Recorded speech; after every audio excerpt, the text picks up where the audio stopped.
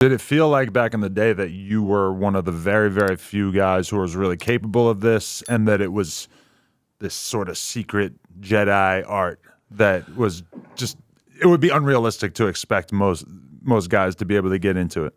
Well, look, if I could explain to the generation today what it was like to do this when I began my first, even my first 10 years, they would think that they would find it very, very difficult to. Well, here's the thing, Matt, because the skill set you don't get it overnight. Whereas like my mental gymnastics were something I've developed over 25 years in the industry. So what I'm able to do mentally, as a male performer, may be something that would be baffling to someone. You know what I'm saying? Like, I'm talking about being able to fully transpose, to literally transmogrify a physical presence in front of you and substitute her with a complete other female. I can do that. Really? Oh yeah, and it will get me out of trouble, where normally I would have no chance of having the motivation to achieve the type of erection that I'm known for being able to do, and then to do what I'm being paid to do well. Okay, you tell me. This is one thing I've kind of noticed. When you're talking about a true BBC, a really not even just a black guy, but just any, right? It takes quite a bit more work, it would seem to me, to get a dick that big, fully hard. No. And okay, this is just my observation. You can tell me if I'm wrong. It's also like there are various levels to it being hard, since it takes so much blood to fill this thing up, that sometimes I'll see a guy that I know who has like a really big dick shooting, and it'll occur to me like, oh, he's making it work, but it's not all the way there. No. True or false? False. Really? 100%. Okay.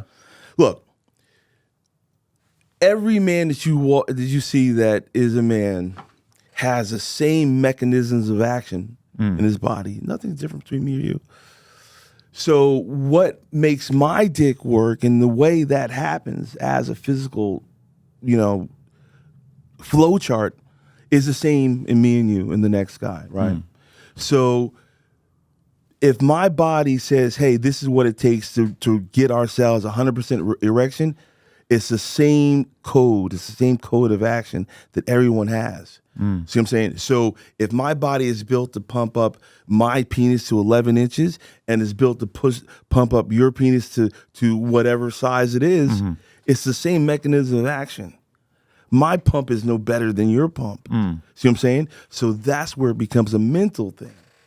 Because at a certain point, all of us can be fucking and have our most greatest rendition of an erection we ever had, right? But what makes the difference in this scenario and another scenario? Same guy, different scenario, right? Right. Different hard on. Well, the problem it comes down to, can a person have the mental acuity to get themselves at their maximum level regardless? And so I wouldn't say that's a case of because a person is larger, he has a more challenging road to getting an erection. No. Okay. It's because then what about the guy that's got a smaller dick, right, that can't get a hard on? One would think that by that same metric, it would be easier for him to get a hard on than Mandingo. For sure, there's no hard and fast rules, because I remember at one time we tried to shoot a scene with a guy who was basically a fan with another girl. Never came out. It was a total disaster. Yeah. His dick was maybe 4 inches, super hard, had a crazy bend in it, and Peroni's probably he couldn't get hard. He's on Viagra. He's drinking, which I did not authorize, and the way he struggled, I was just like, holy shit. It can be brutal. Yeah. And in that moment, watching him try to shoot with this girl who was really trying hard to accommodate him, I realized how essential an at least good-sized dick is, because it seemed like it was going to be almost impossible for us to get a good shot of this little shrimp thing going in and out of her. It was just like, wow, in this moment, I can really see. And I always think the same thing when I'm watching like a crazy DP scene or whatever. It's like, in that scene, having a very long dick is so important because otherwise you're definitely not going to be able to see the action, and the guy might not even really be able to get himself in there. He's gonna it's gonna require that he's too close. Yeah. Well, no, those things are true. I mean, the DPs are very, very difficult. But the one thing that I believe is imperative is that you have to have enough for the female counterpart to do her thing. As a male performer, I've always considered myself the stage and or the platform that the star performs upon. The star is a girl. In every commercial endeavor in this business, is the female, and this is in heterosexual media. It's always a girl. All about glorifying them. It's all about. I mean, you know what I'm saying? You as a dude should provide the stage that she does her thing on. Now, if you provide a smaller stage or a limited stage, then you're limiting the ability of that professional to execute what has made her the star that she is. The broader, the larger of a stage you can provide the star to work on, the greater the production ends up being. And thusly, that individual that provides a larger stage gets hired more often for all the other stars to dance upon. See what I'm saying? There's been times where I've been shooting with girls and they're so good at giving head that they're deep throating this thing and their lips are literally like on my ball sack. Yeah. And then I'll watch a scene of that same girl working with a guy with a really large one. And it's like they're just navigating the top 3-4 inches of that thing. And also due to the wideness, they're able to take way less of it into their throat, which is that in that situation, I am like, wow, okay, so maybe there is at least some sort of silver lining to being more average sized. No, I get that, but let's bear in mind, right? What we're dealing with are professionals, performers. Yeah. Professional performers of sex. Now, that same girl, she's performing. What I'm saying is a girl that could do a deep throat to an average size may choose to not use that same skill that could probably deep throat me. And I'm in double digits. I've reached the double digits in terms of length.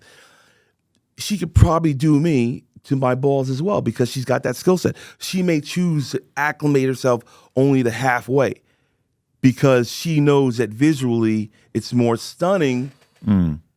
That's interesting. Okay. And she's because guys, remember, we're not, these aren't at this level, at the level that I operate at, the women are super professionals at sex. They know what they look like when they're doing that blowjob. They know it's more impressive for herself and myself if she can make it look like this dick is so big that no one can take it even halfway, but she got it halfway. Right. So she's celebrated for doing so. We both know that there are super famous porn stars, women, who look incredible. Yeah. Their head-giving skills are okay. And then there are girls who are just genetic freaks. Yeah. Where they just give the most ridiculous top. And sometimes when you're dealing with a girl like that, it will occur to me, all my friends outside of porn probably will never experience anything like this because I know I didn't really experience it until I got into the business and you start dealing with that upper 1%. Yo, there's levels as in anything. Yeah. You know what I'm saying? If as a performer in any commercial orientation of a performance art, there are levels to it. And I appreciate the chicks because I mean, like when the girl can get to the bottom of me, I'm like, yo, like that's pretty solid. But I also remember that she has probably blown about 10,000 penises. Yeah. So she's not tripping on me.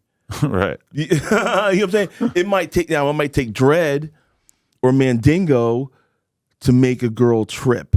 Right. But in my experience, I've never came across a girl that really, really couldn't do an impressive job on me. Right.